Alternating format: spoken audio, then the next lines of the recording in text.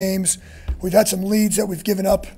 And so really when, and even last week at times, offensively we weren't great, but I thought one of the best things we did today, all three phases, hung in there, finished the game, fourth quarter.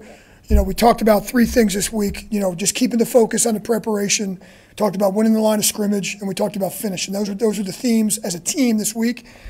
And I thought we did all three of those things. And so I thought that was a check mark for all three things. It started to get, when they tied the game, the momentum started to swing a little bit again, much like last week. And I thought, what a great job by us, by the team, all three phases in the fourth quarter.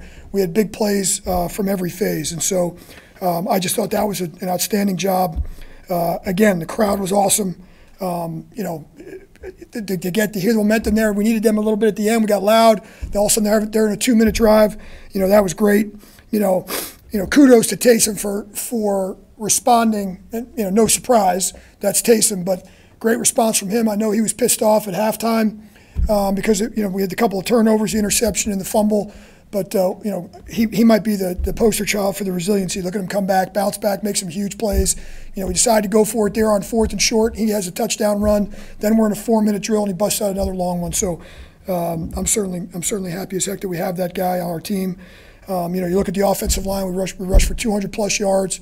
Our plan was to kind of neutralize Myles Garrett for the game, and I thought we did some of that. So, but again, a big punt return, just plays by everybody. And so, again, just super proud. As I just said to the team, there's a process every week on how to win the game, and I thought we did a great job there. There was a couple times where we had some self-inflicted wounds for sure, with the explosive plays for them and the turnovers for us, but kudos to that whole locker room for being able to overcome that. So.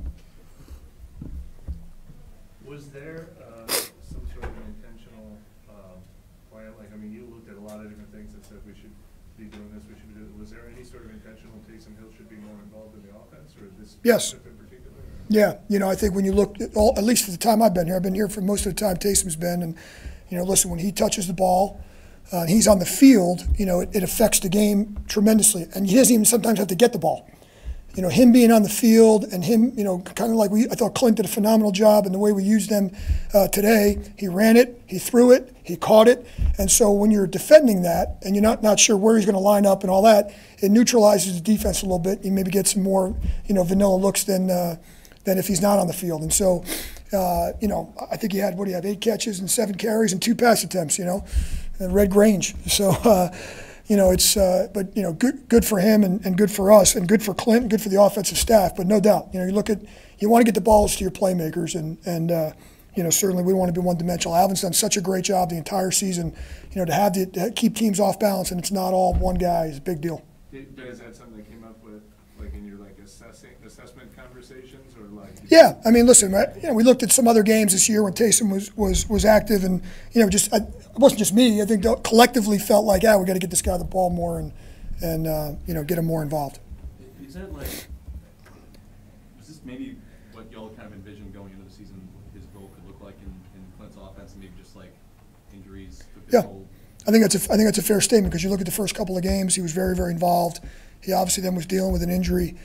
Coming back off of that, and I think he's gotten a little bit more and more involved every week. But if you look at our wins so far this season, I'm going to tell you that Taysom's numbers are pretty good. And so that's been a theme around here for a long time. And like I said, Alvin's been kind of carrying the load there. And just, again, Alvin had some really tough, really good yards today. And then be able to keep them off, the defenses off balance with those two guys is a big thing.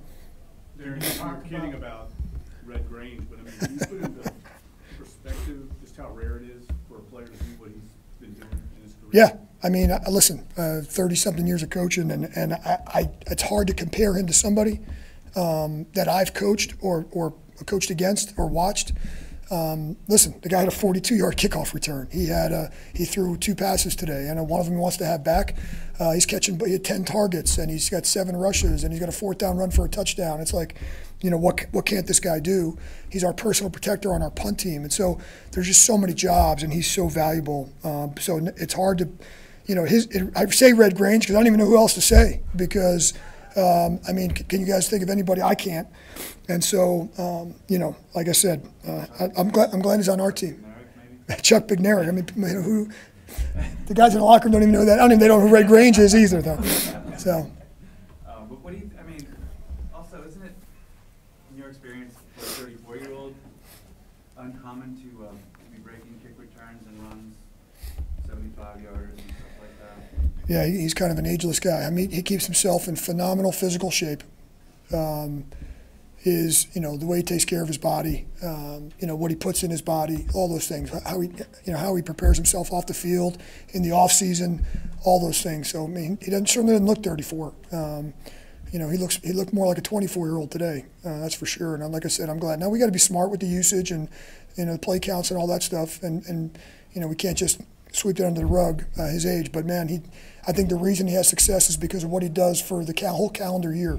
His preparation, his nutrition, all those things. And so the off-the-field stuff is really impressive with him. Obviously, there's like the earned confidence you guys have in them, but to stick with them and keep riding after the turnovers. Yeah. Yeah, that's what I said. Man, at halftime I said to him, you're going to continue to get the ball, so we got to get over it. Let's move on. And listen, any good player get that many touches, you're going to have some negative plays. But he was taking it personal, and I just told him on the way out at halftime, like you're going to keep getting the ball, so we're going to need you here. And fortunately for us, he made some big ones. Coach, do you feel like Clint was in a rhythm as a play caller today? Just kind of especially early on.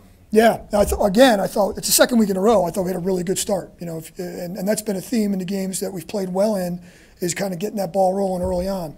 We got a little stagnant there again in maybe the third quarter, but then we're a really good finish. That was the difference between this week and last week. I thought the offense finished. I thought we had a really good start, maybe a little stale in the middle, but I thought Clint called a great game. And you look at the numbers, Derek's 21 of 27, again, very efficient, made some good decisions, spread the ball around. And for the second week in a row, his QB rating, his QBR is super high, and just played a really efficient game. But that goes back to the play calling. So I thought Clint did a phenomenal job of spreading the ball around. Foster, a couple of huge catches. Jawan, a couple of huge catches. And so obviously Scanling, another big play. And so that's just a great job of understanding the weapons we have, distributing the ball. So great job by Clint. How would you describe what sort of the overall mood of this locker room is, right? I mean, it was pretty down 2 weeks ago. How would you describe where you guys are right now? I think that we're starting to get some confidence back. You know what I mean? I thought we had a lot of confidence in the beginning of the year. We obviously had a little bit of a lull, team-wise, and I think there's some, you got a little less swag back, if you will. And so, that makes me so happy just seeing our guys celebrate and the culmination of the work week. And now I think that, we talked about that formula for winning. And so I think that, and I talked about the buy-in, and it's a credit to everybody in the locker room. Those guys, that's what they've done. And so, listen, I love to see the excitement. We're going to have a little downtime now. The guys need it. We went, 11 in a row here is not easy. So, these late bye weeks, so kind of get to press the reset button again and kind of see if we can, make a push here at the end, one game at a time. I'm sorry, how gratifying has this been for you? I mean, and you do get a chance to reset right now, but this whirlwind beginning a couple of weeks ago, it's got to be pretty good, right? Yeah, it's been a crazy 2 weeks. Sit here, I'd lie to you if I was saying I've had to sit down and really think about the whole thing. Maybe I'll do that this week, but we still have a lot of things we got to get done in the office and whatnot. So, but yeah, listen, it's gratifying to me to win. So at the end of the day, to watch these guys prepare these last 2 weeks and go out there, that's the gratifying part for sure. Just the smiles on the faces in the locker room, that's the gratifying part. Darren, did Eric aggravate Yeah, we're just talking about down in the way, and I need to get the exact information on that. I'm not 100% sure what that is, so I got to figure that out. It looked like he tried to go back and maybe he wasn't able. Yeah, he was dealing with something, and I think he tried to gut through. Could he have maybe gone back in? Probably, but I think we tried to make the smart decision with him there. Is it the same? I really don't know. I'm not 100% sure if it's the exact same thing. I don't know. And then Pete Werner, your decision to have him up today, despite the kind of cast on the season. Yeah, so I told you guys all week, Pete, every day there was a little bit more confidence that he could do it. It was really up till like last night where it's like, hey, we're going to pull the trigger here. He had some casting options. Weren't 100% sure if he was going to be able to do it, but he prepared all week. He didn't get a ton of reps, but he prepared all week.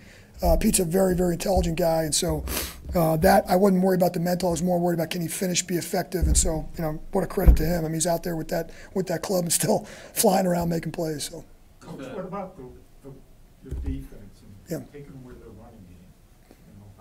Yeah, it's a big deal. I mean, I think that, if I'm not mistaken, it was 64 yards rushing, and we made an emphasis all week about the line of scrimmage, but more importantly, our tackling. Our tackling on the year is something that's been really, really, inconsistent.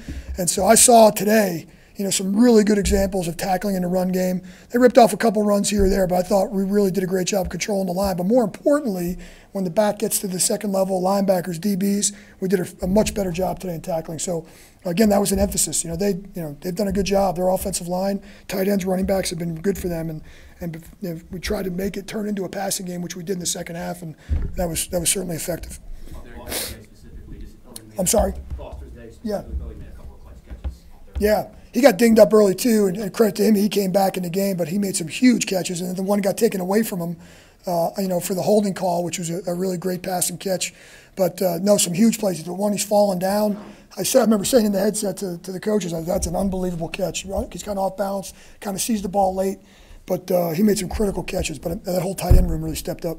Darren, can you go to just kind of a two-part here, the return game on y'all's side with guys filling in that haven't really been in those roles yet this year, and then on the opposite side, like the field position, you guys kind of Yeah, sure.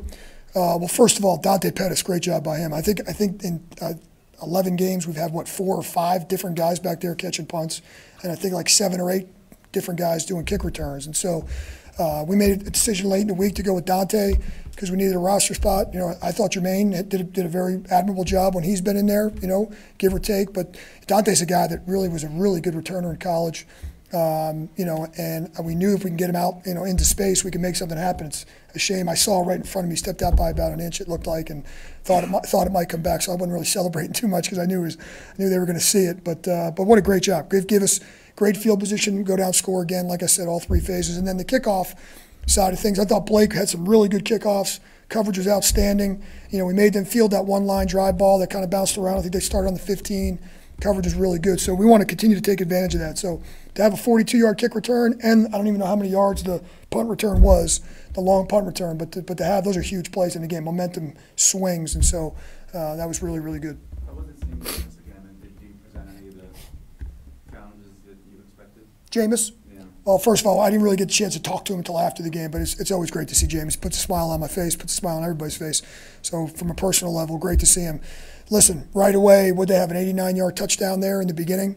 And so, that was the concern coming in, is Jameis is going to and then all of a sudden he's going to take those shots down the field. I thought we did a really good job of defending a couple of those in the second half.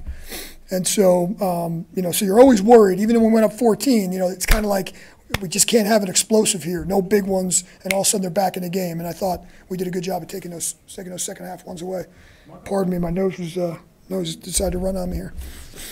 Marquez had another one of those big touchdowns Yeah. he had last year, but maybe something that won't get talked about as much as Juwan Johnson blocking downfield on that. Can you tell us a little bit from your perspective, like what a moment like that means and kind of the ripple effects that? Well, it's another bounce back moment. We talked about Taysom, but Juwan had the holding penalty on the long, throw to Foster, and here again, not a guy, he didn't sulk, he just got back and came back and made a huge play.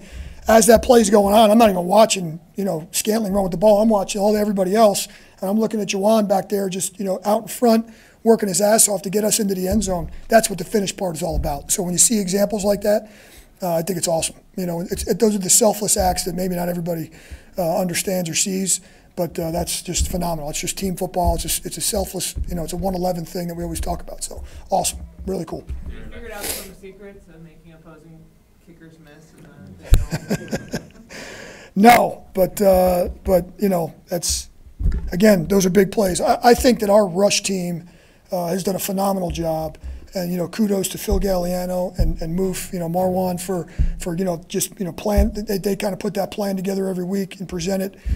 Great job by those guys. We're giving phenomenal effort on that, and that shows on film, and that's in the kicker's mind. And so, the rushes from last week, we blocked one. We should have maybe blocked another. It whizzed by Ridgway's hand. And so that's on film. And so kickers, all of a sudden, the operation, they try to speed up a little bit, get the ball out a little quicker. It's kind of it's a big deal. And so when you put that effort on film and you put that thought into the opponent's mind, so great job by everybody in that unit and the coaching part of it. Great job. Did your day start better today? Well, I'm a routine guy, so I'll leave it at that. And I'm not. Doug's gonna get nervous now. So. Can I ask before you look, we haven't even asked about Derek yet. So yeah. Just like how important has he been kind of stabilizing this for you and kind of getting this I think the fact that you haven't asked about Derek yet is really all you need to say. He played a phenomenal game across the board, extremely efficient, like I mentioned before. That's 2 weeks in a row where his efficiency, at that position that we all know, the turnovers are a big deal. I know he didn't throw the one interception today. I think he was 21 and 27. I think, like I said, the second week in a row, his QBR is way, way high. I think we had 1 sack today, so 2 weeks, 1 sack. Just again spreading the ball out. And listen, there's a bunch of guys playing out there that haven't really been playing with him the entire year. Scantling, Kevin Austin, Dante Pettis. I mean, there's guys out there. So the timing and the rhythm, and Derek does a great job in practice every week of when the defense is up and they're doing their stuff. He's got these receivers off on the side. He's not just sitting around and he's making sure the timing and all that is on point. So just another really, really great job by him. I was really, really pleased with him 2 weeks in a row. All right, guys, appreciate it. Thanks. Got Red Grange next.